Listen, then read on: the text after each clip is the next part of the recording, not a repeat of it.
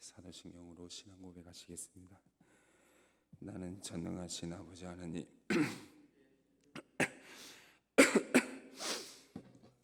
우리 주 예수 그리스도를 믿습니다.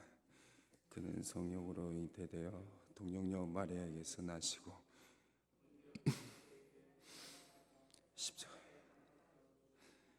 장사된 지 사흘 만에 죽은 자 가운데서 다시 살아나셨으며 하늘에 오르시어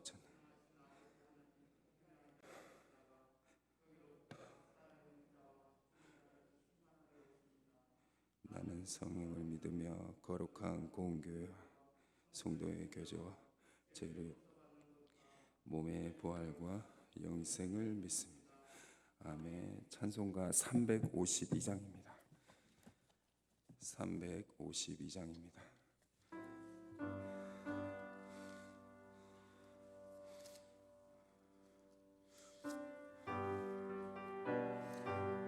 우리 1절만 하겠습니다. 십자가 군병들아 주 위에 일어나 질 들고 앞서 나가 남대히 싸우라 승제에서 승전하고 영광을 얻도록 그 군대 거느리 이기게 하시네. 아멘. 이 시간 하나님이 저에게 주신 말씀은 구약 성경 신명기 2장 16절에서 25절까지의 말씀입니다. 구약 성경 신명기 2장 16절에서 25절까지의 말씀입니다.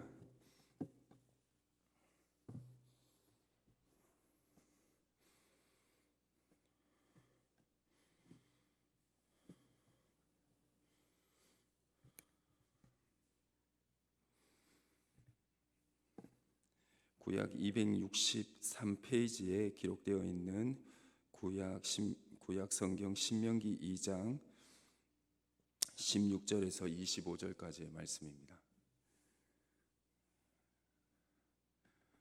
네, 우리 다 찾으신 줄 알고 우리 교독하도록 하겠습니다. 제가 먼저 읽겠습니다. 모든 군인이 사망하여 백성 중에서 멸망한 후에 그래서 내게 말씀하여 이르시되 내가 오늘 모압 변경 아르를 지나리니 암몬 족속에게 가까이 이르거든 그들을 괴롭히지 말고 그들과 다투지도 말라. 암몬 족속의 땅은 내가 내 기업으로 주지 아니하리니 이는 내가 그것을 롯 자손에게 기업으로 주었으리라. 이곳도 르바임의 땅이라 하였나니 전에 르바임이 거기 거주하였음이며 암몬 족속은 그들을 삼순민이라 일컬었으며 그들의 백성은 나낙 족속과 같이 강하고 많고 키가 컸으나 여호와께서 암몬 족속 앞에서 그들을 멸하셨으므로 암몬 족속이 대신하여 그 땅에 거주하였으니 마치 세일에 거주한 에서 자손 앞에 호리 사람을 멸하심과 같으니 그들이 호리 사람을 쫓아내고 대신하여 오늘까지 거기에 거주하였으며 또 갑돌에서 나온 갑돌 사람이 가사까지 각 촌에 거주하는 아위 사람을 멸하고 그들을 대신하여 거기에 거주하였느니라. 너희는 일어나 행진하여 아르논 골짜기로 건너라. 내가 헤스본 왕 아모리 사람 시온과 그의 땅을 내 손에 넘겼은즉 이제 더불어 싸워서 그 땅을 차지하라. 오늘까지 내가 천하 만민이 너를 무서워하며 너를 두려워하게 하리니 그들이 내 명성을 듣고 떨며 너로 말미암아 근심하리라 하셨느니라. 아멘. 네, 주님의 선하심과 인자하심이 영원히 여러분들과 함께 하시기를 주님의 이름으로 축원합니다. 네, 대학 졸업 후 취업에 실패하며 공무원 시험을 준비하는 시헌은 편의점에서 아르바이트를 하면서 공무원 시험을 준비를 하고 있었습니다. 그런데 이제 모두가 공무원을 준비를 하는 시대가 되니 자신의 미래가 쉽지 않는 상황이 된 것이죠. 이제 어떻게 해야 하나 생각을 하면서 공무원이 되기보다 편의점 알바생으로 사는 것도 나쁘지 않겠다라는 생각을 하게 되었습니다. 그나마 편의점 사장님이 좋은 분이었기 때문에 하루하루 진상 손님이 오더라도 이 시연 씨는 편의점에서 일하는 것을 만족하고 있었습니다. 화창한 어느 날 마음씨 좋았던 사장님께서 노숙자 한 명을 데리고 오시더니 직원으로 채용을 한 것이죠. 그런데 문제는 직원 교육을 자신 보고 하라는 거예요. 편의점에서 계산하는 기계를 포수기라고 부른다고 합니다. 포수기. 이 편의점에서 계산하는 기계를 포수기라고 하는데 그것을 자신보다 나이가 많은 그것도 노숙자에게 가르치라는 거예요. 새롭게 채용된 노숙자에게 편의점 상품을 계산할 수 있도록 포수기를 어떻게 다루는지 설명을 하는데 이 노숙자가 잘 이해를 못하는 거예요. 시연 씨는 이 노숙자를 가르치기 위해서 매우 노력을 하게 됩니다.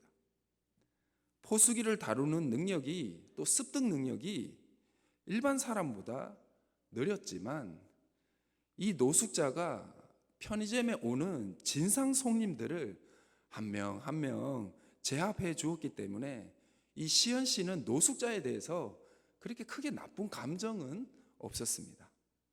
어느 날 이 노숙자가요 시연 씨에게 하나의 제안을 하게 됩니다. 포수기 사용법을 자신에게 너무나 잘 가르쳐 준다라는 거예요. 그래서 이 노숙자는 시연 씨에게 유튜브에 포수기 사용법을 다른 사람들을 위해서 찍어 올려보라는 것이었습니다. 시연 씨는 자신의 코도 석자인데 내가 다른 사람들을 돕기 위해 내가 시간을 내서 또 그 포수기를 다루는 그 상품 계산하는 기계죠. 디지털 기계. 그거를 하는 방법을 내가 찍어서 또 유튜브에 올린다. 아, 나는 못한다. 그렇게 대답을 합니다. 그때 노숙자가 대답합니다. 나도 도와주었잖아요. 시연 씨가 나도 도와주었잖아요. 그랬더니 시연 씨의 말이 뭐였냐면 이렇게 대답을 합니다. 아니, 그거는 사장님이 시켜서 마지못해 한 것이다. 그랬더니 노숙자가 이렇게 대답을 해줍니다. 그래도 저에게 잘 가르쳐 주었잖아요. 이 말에 시연 씨는요, 편의점에서 사용하는 포수기 사용법을 찍어서 유튜브에 올리게 됩니다. 그리고 시간이 흘러서 자신에게 낯선 메일 한 통이요 오게 돼요. 일명 우리가 얘기하면 DM이죠, DM. 낯선 메일이 자신에게 오게 되는데 그것은 자신의 집 근처에 편의점을 운영하고 있던 사장님의 메일이었습니다. 그는 편의점 하나를 더 오픈하게 되는데 그 편의점을 운영할 점장을 찾고 있었다. 그리고 시연 씨가 그 새로운 편의점을 운영할 점장이 되어줬으면 좋겠다라는 내용이었습니다. 이유는 간단했습니다. 자신의 알바생들조차도 편의점 포수기 사용법을 바로 시연 씨가 유튜브에 올린 그 영상으로 배운다는 거예요. 자신들 직원들보다 그 영상이 더 좋다라는 거예요. 그리고 그래서 너무 그 알바생이 그 시연 씨의 포수기, 그 상품 계산하는 그 기계를 다루고 가르치는 것을 영상을 이렇게 자꾸 추천을 하니까 자기도 보았는데 너무 잘 가르치고 또한 상대방을 배려하면서 가르치는 모습에 나의 새로운 편의점의 점장은 누구다? 이 사람이다 라고 해서 메일을 보냈다라는 거예요. 여러분, 시연 씨는 어떻게 되었을까요? 점장이 되었습니다.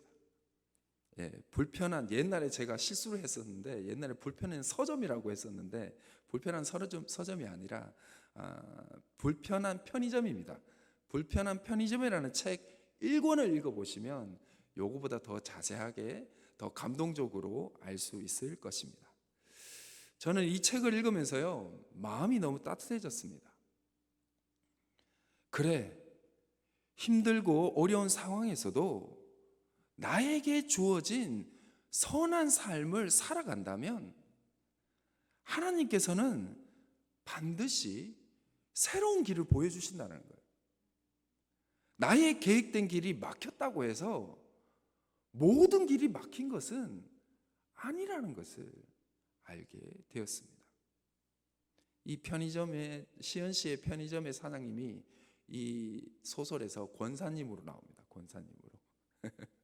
그러니까 우리 교회 성도님 중에서도 충분히 될 수 있는 아주 대단한 내용이 적혀져 있는 게 아니라 우리의 일상에서 누구나 만날 수 있는 내용의 그 책이다 보니까 읽어보시면 좋습니다. 마음이 따뜻해집니다. 오늘 말씀은요, 현재의 어려움 때문에 밝은 미래를 예측할 수 없는 불안한 인생들에게 주시는 하나님의 말씀입니다. 오늘 말씀을 보면요, 시작부터 미래의 불안으로 출발합니다.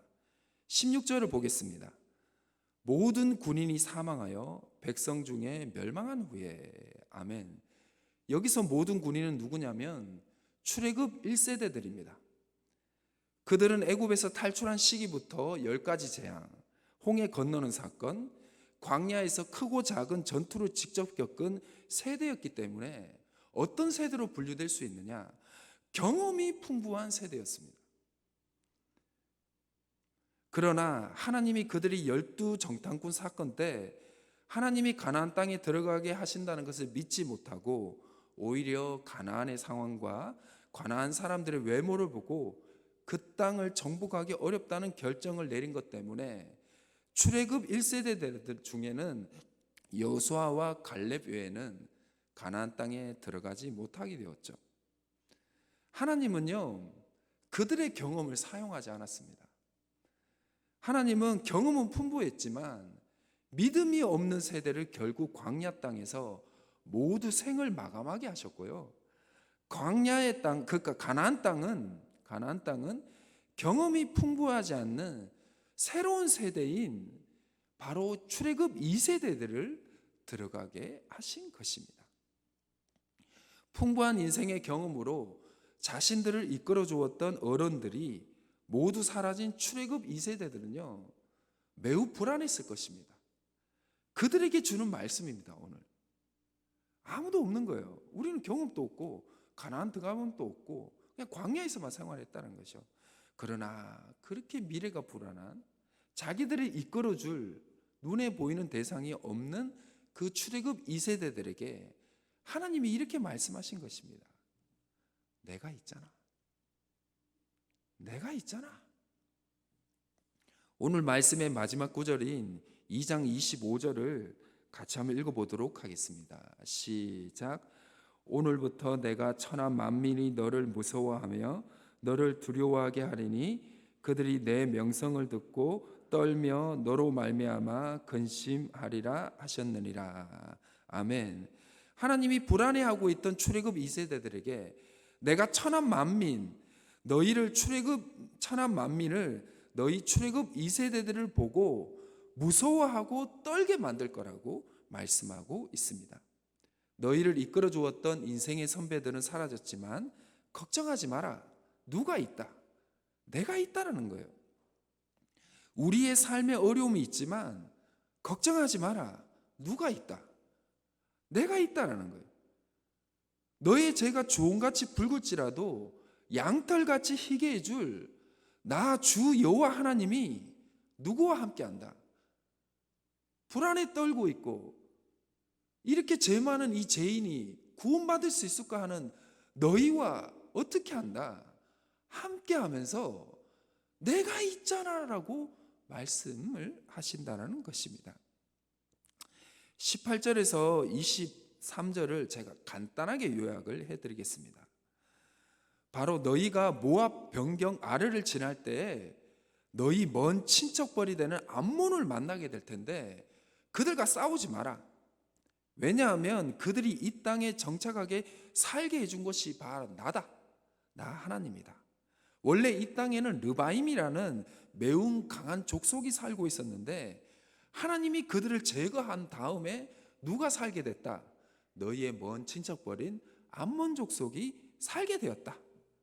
또한 세일 땅에 호리 민족이라는 강한 민족이 있었는데 그들을 누가 몰아냈느냐? 내가 몰아냈다. 그리고 누가 살게 됐지? 바로 에서 자손이 살게 됐다. 그거 너희 다 알지 않느냐? 가나안 땅에 들어가는 길목에서 만나는 강력한 민족들을 무서워하지 마라. 르바임을 쫓아내고 암몬 족속을 세우고 살게 하고 세일 땅의 호리 족속을 몰아내고 에서 자손을 살게 한 하나님이 너희를 가나안 땅에 살게 해주고 그리고 가나안 땅에 가기의 길목에서 막는 강력한 민족들을 내가 어떻게 해주겠다? 다 무찔러 주겠다라고, 내가 너희를 지켜주겠다라고 말씀을 한 것입니다. 사랑하는 희성교회 성도님 여러분, 한 주를 시작하는 여러분들에게 하나님의 주시는 말씀이 바로 이것입니다. 내가 있으니 걱정하지 마라. 하나님을 믿고 세상의 법을 어기지 않고 정말 하나님의 보시기에 악한 죄를 짓고 있지 않다면요, 걱정하지 마세요. 하나님의 말씀 앞에, 예수 그리스도의 십자가 앞에 내 양심에 거리낀 게 있으면 회개하시면 됩니다. 그런데 내가 아무리 생각해도 내가 그렇게 크게 잘못했나? 하지 않았는데도 고난이 지속된다면 걱정하지 마십시오. 하나님의 때에 다 해결이 됩니다.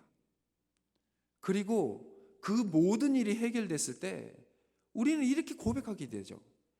괜히 걱정했네. 그때 괜히 불안했네. 하나님이 이렇게 해결해 줄 거면 그냥 그때 여행도 가고 친구도 만나고 그냥 혼자 속상해하면서 가슴 치지 않아도 됐을 텐데 내 믿음이 부족했구나. 그럴 때가 온다라는 겁니다. 믿으십니까? 다 경험해 보셨잖아요. 그것입니다. 여러분, 그런 것들을 하나하나 경험해 보면서 하루 만에 해결되던 것이 이틀 만에 해결되고 한 달 만에 해결되는 것이 1년 만에 해결되고 그렇게 그 기간 동안에 우리가 무엇이 생기게 되죠? 믿음이 생기게 되는 겁니다. 여러분, 오늘 또 혹 그 기간에 있다면, 조금 긴다면, 해결되는 기간이 조금 더디다면 여러분, 하나님을 신뢰하시길 바랍니다. 하나님이 여러분들에게 뭐라고 말씀하신다고요? 내가 있잖아. 내가 있잖아 라고 말씀하신 것입니다. 오늘 여러분들을 천국으로 인도해 주실 뿐만 아니라 여러분들의 삶의 자리를 천국으로 만들어 주시는 하나님을 신뢰하시기를 주님의 이름으로 축원합니다. 우리가 믿는 하나님은 여러분들이 계속해서 괴로워하시는 것을 참아보지 못하시는 분이시기 때문입니다. 오늘 또 하나님을 신뢰하시고 기도하시길 바랍니다. 그리고 꼭 이 기도를 했으면 좋겠습니다. 주여, 나의 믿음 없는 것을 도와주소서. 아멘. 기도하시겠습니다. 우리에게 무서워하지 말며 두려워하지 말라고 말씀하시는 사랑의 하나님, 오늘도 우리와 함께하여 주옵소서. 믿음이 약해지는 우리를 불쌍히 여겨주시고 우리의 노력으로 얻을 수 없는 하나님의 은혜를 다시 경험케 하여 주옵소서. 이 은혜가 우리를 다시 일어서게 하고 이 은혜를 통해서 우리가 주님을 바라보니 오늘 우리에게 하나님의 살아계심을 다시 알게 하여 주옵소서. 믿음이 이긴다는 말씀을 다시 경험케 하여 주옵소서. 그래서 오늘 또 우리의 믿음이 약한 믿음을 붙들고 주님께 간절히 기도합니다. 오늘 우리 성도님들이 하나님께 기도하는 그 기도를 주께서 들어주시고 점점 추워지는 날씨 속에서 하나님의 따뜻한 사랑을 느끼게 하여 주옵소서. 그래서 우리도 얼어붙은 세상에 하나님의 뜨거운 사랑을 나눌 수 있는 믿음의 인생들이 되게 하여 주시고 받는 기쁨보다 주는 기쁨이 더 크다는 것을 다시 알게 하여 주옵소서. 하나님이 이제 22년도가 며칠 남지 않았습니다. 우리 교회에 올려주신 주여 회복하소서의 말씀이 반드시 이루어지게 하여 주시고 새해 주시는 하나님의 말씀도 더욱 기대할 수 있도록 주여 인도하여 주옵소서. 아픈 성도들이 있습니다. 주께서 그들의 먼저 아픈 마음을 위로하여 주시고 더 상황이 악화되지 않을 수 있도록 주께서 도와주시고 은혜로 치유하여 주옵소서. 부모님의 아픔과 자녀들의 아픔, 손주들의 아픔 때문에 기도하시는 분들이 있습니다.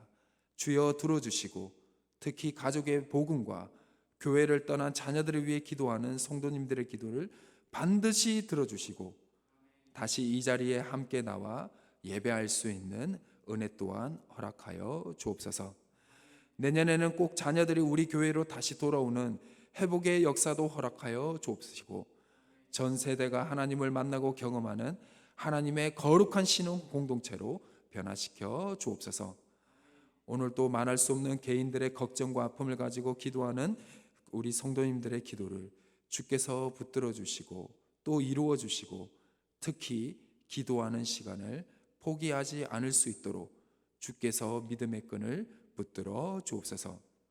우리를 구원하신 주 예수 그리스도의 이름으로 간절히 기도드립니다. 아멘.